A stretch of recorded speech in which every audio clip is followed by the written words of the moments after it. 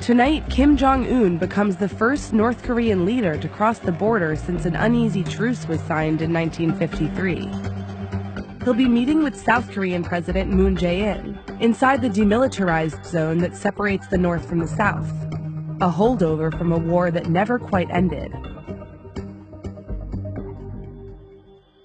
When Japan surrendered to the Allied forces in September of 1945, the Korean Peninsula, which had been a Japanese colony, was divided by the Soviet Union and the U.S. along the 38th parallel. The division of Korea was really unprecedented and unexpected. Korea had been a unified nation for well over 1,000 years, but it was also a process which did not consult any Koreans. This was solely an agreement between the Americans and the Russians. Two competing governments formed, one in Seoul led by Syngman Rhee, and one in Pyongyang, headed up by Kim Il-sung. And each one thought it had the mandate to rule the entire peninsula. Initially, it was a civil war, essentially, between North and South Korea, but within days, the U.S. decided that they were committed to defending South Korea, and they got approval from the United Nations to send in forces to repel North Korean aggression.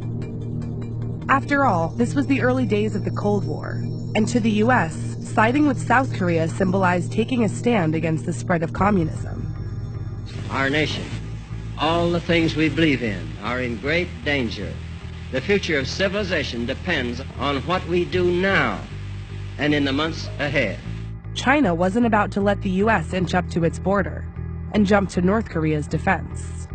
After the Chinese intervention, the Korean War changed its character. It became a war between China and North Korea on the one side and South Korea and the U.S. on the other side. The only time in history China and the U.S. went to war with each other. The violence was brutal. At least 2 million people died.